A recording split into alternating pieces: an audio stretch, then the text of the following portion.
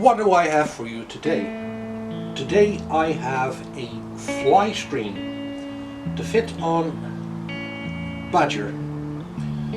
Right now we need to wind back the clock a little bit, because it would not be the first fly screen that has ever been mounted on Badger.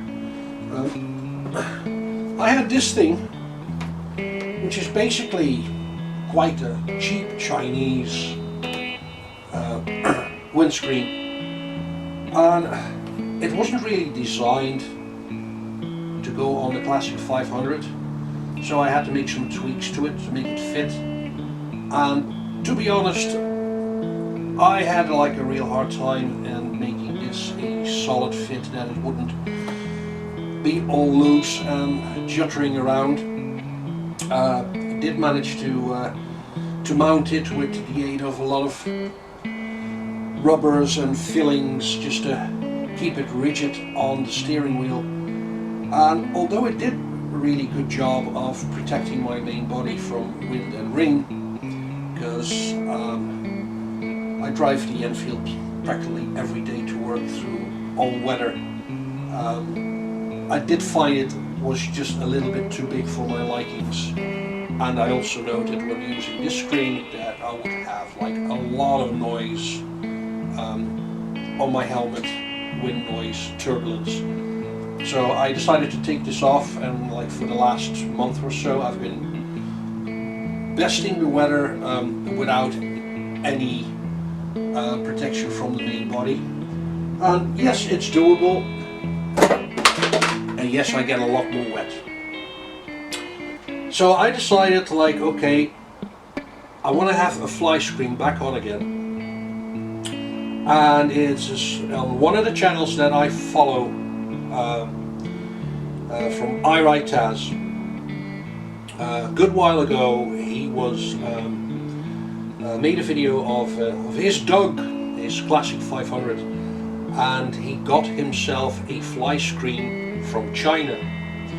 Now, I made videos before where I said, like, look, if you're gonna customize your bike, you know, at least get good parts. I burned myself a couple of times by going for the cheaper Chinese option, and it's either was the durability was lacking or the performance would not be as expected, and usually ended up replacing those parts with parts that were like quite more expensive and of higher quality. But having said that, I'm looking here at a fly screen that it basically comes like this. There is this fly screen, a bracket, a bag of screws, and for some reason they packed a piece of tube in there, perhaps just to protect the threads or something. I have no idea. And absolutely no instructions how to mount it. Now, thankfully for me, Headlight did all the hard work of trying to figure it out and give all sorts of good tips on how to mount this easily and securely. So, having said that, this whole kit cost me about 20 euros, actually 19 euros and 6 cents, including shipment. It took about 2 weeks to arrive here in Ireland, but I've got it now, and for 20 euros I think, you know, it's worth of having it a go. I'm not sure if it's the exact same one that Headlight had in his video, but it looks the same. Didn't hear him complain about it, so I questioned him about a couple of weeks ago, or like a week ago, on how much he liked his, and he said it performed pretty well. It really kept the wind out of his from his chest, and he even said like it could make some difference in the top speed. Now, we're not too much concerned about the top speed of Badger.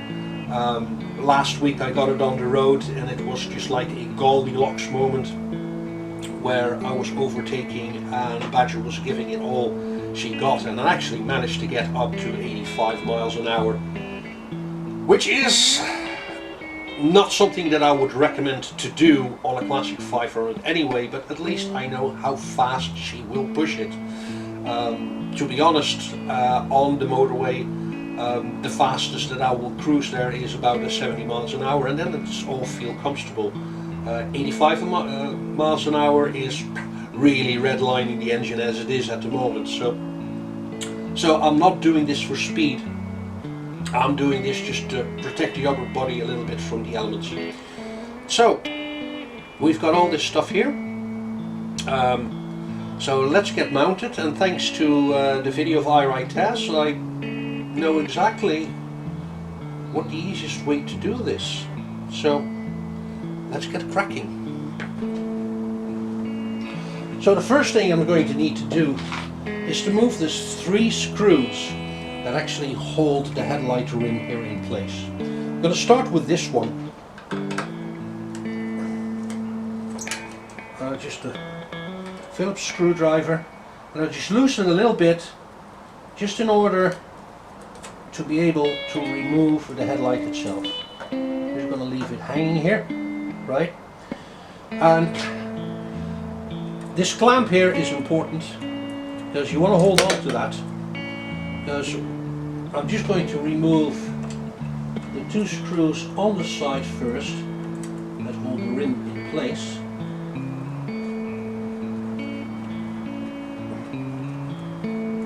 That's one.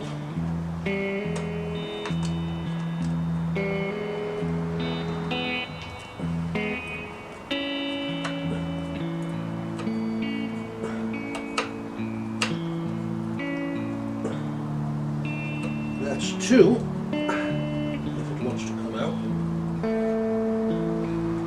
Now, and already this rim is loose, so we want to be careful not to let it drop or step on top of it. Put those screws on the side. And I'll just hold on to this clamp here that secures the headlight. And I screw it all the way off. I'll hold it right there. So I reckon it goes on like that, because like this would look a bit stupid. I'm just going to firm it. Should go on like this, and then goes on the top, right? Okay. So this is the first piece I'm going to be putting in place.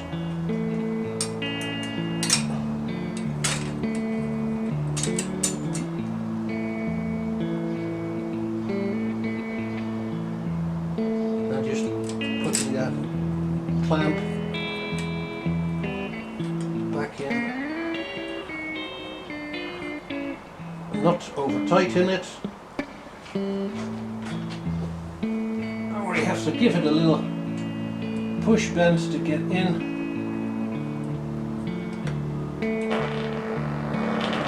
And I farted again.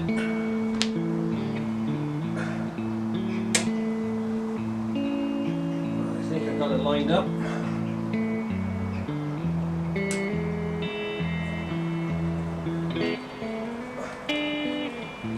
And it goes in.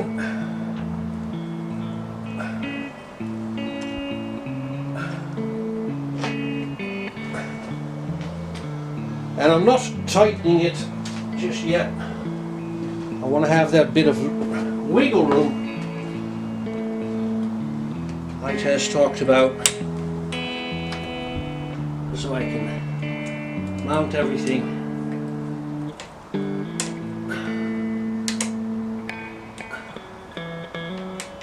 This one is going to give me a fight as well, is it?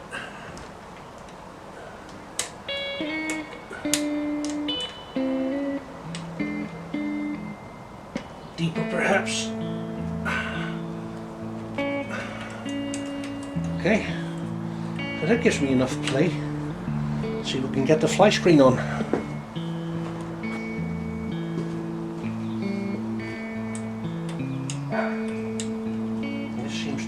Be able to go back a bit. Alright, so let's put the headlight back in. Make sure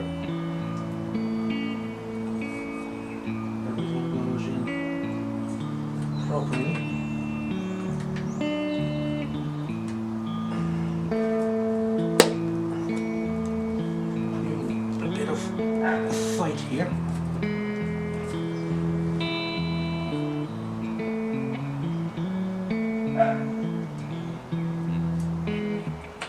There's this little lip at the bottom of the headlight which needs to fit in place. There we go. Now if I didn't just leave my stay. Good boy. So we'll have to tighten this one here.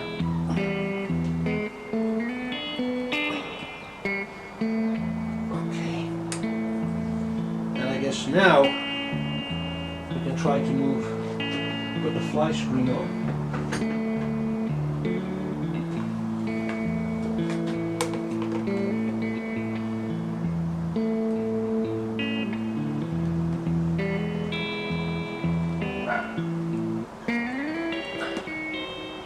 The way that I'm looking at this is not a super good fit here. It's kind of like touching here. I'm just going to put the bolts on to see where we end up with this.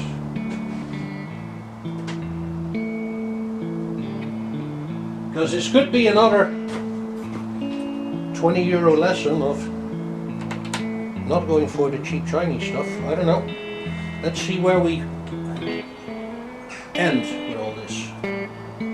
So I might need to just modify this fly screen a bit. Let's see where this ends. I think you would have like an awful time of trying to get this on when everything is put on tout.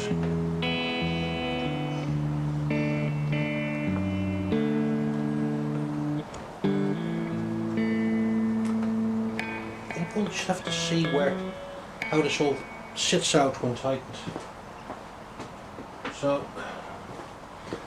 first thing I'll do is to tighten the bracket screws.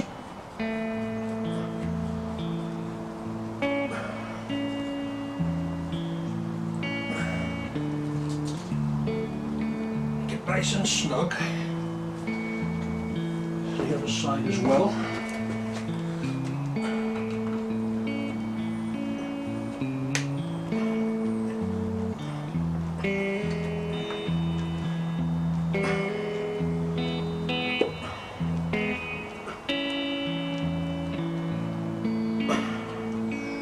That looks nice and tight.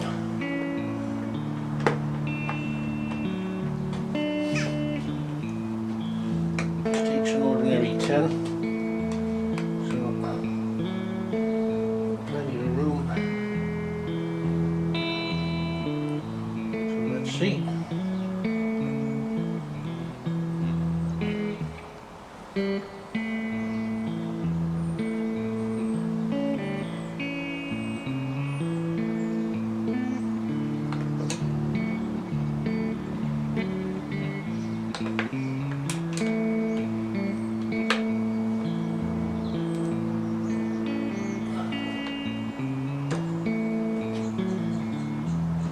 One of those plastic washers already liberated itself.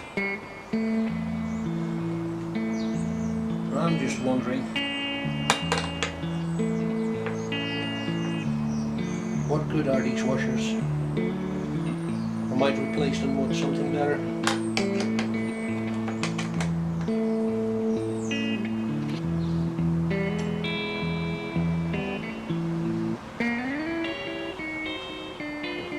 Right, I got it on. Alright, okay, so can't be too critical. Like, this is 20 euros from China. I'm not too thrilled about these plastic washers. One already came off just by trying to get it on. Not too sure about that I like this. Basically you'll have to remove the fly screen to change the bulb here, because you can't even get to the screen there no more. There's this little kind of protrusion here on the rim that kind of like keeps this snug. I don't think this will deform a lot.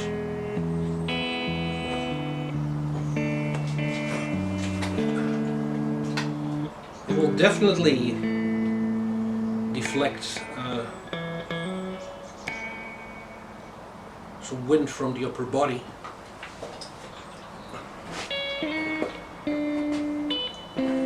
I'm just going to go ahead and replace those plastic washers. Might have another look at this again. Now, while I was looking to find myself some washers to go to replace those plasticky ones, I found that the only washers that I had left were stainless steel ones.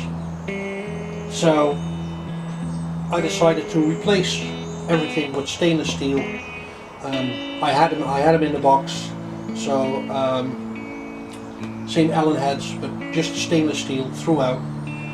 At least, like, if you're going to replace some parts of the mounting, might as well do it correctly.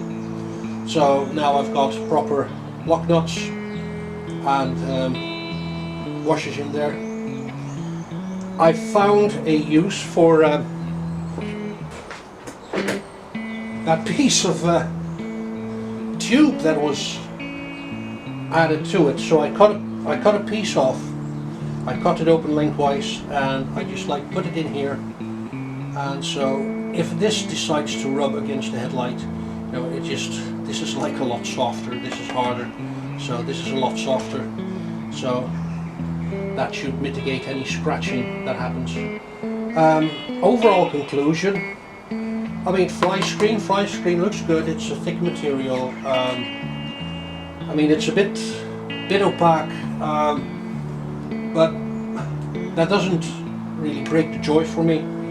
I won't be looking straight through it. Its main purpose will be keeping the wind off my chest, hopefully even deflected over my helmet. We'll see. The quality of the bracket, yeah, it's definitely Chinese. There's a good bit of play on it. I don't know how this is going to play out while I'm driving it. That's something we need to find out.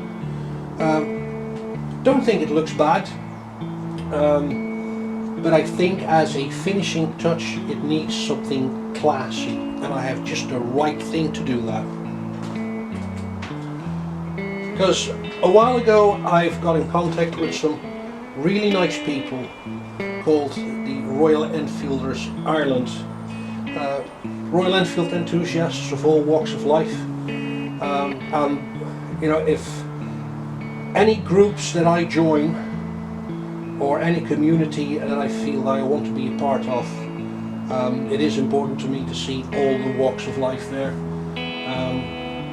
I am kind of like an inclusive person, and this is a really lovely crowd of people with their love for Royal Enfields. Some amazing pictures from amazing bikes. Unfortunately, due to COVID-19, I haven't been able to meet up with any of them, but I tell you, as soon as those restrictions are lifted, I'm going to be reaching out to people, and you know, I want to swing by and look at their beautiful Royal Enfields. There are some vintage owners as well, some rare models, so they definitely are kicking around in Ireland. So I think having a sticker of Royal Enfielders Ireland will give this fly screen just that little bit more class to it. So I just cleaned it off, and let's apply this lovely decal to it.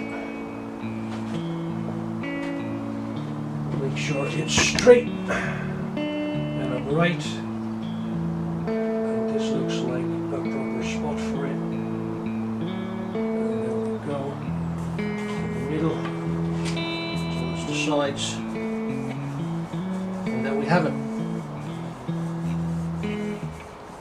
So shout out to Royal Enfielders Ireland, and shout out to iRide Taz. Go do, if you own a Classic 500, go check out his channel. He's done a lot of modifications. I got quite a few modifications in common with him. His walkthroughs are pretty good, and thanks to his walkthrough on the fly screen, I managed like to get it off without too much hassle, although I did like some impromptu modifications. I'm not sure if this is the exact same fly screen as he has, so iWriteAs, if you are watching, please comment, is it the same thing, or you know, are there some differences here? Anyways, that's it for now. Thanks for watching, and see you next time. And before I forget, I'm going to leave a link to iWriteAs channel in the comments, so make sure to check it out, give him a like, give him a subscribe. Cheers.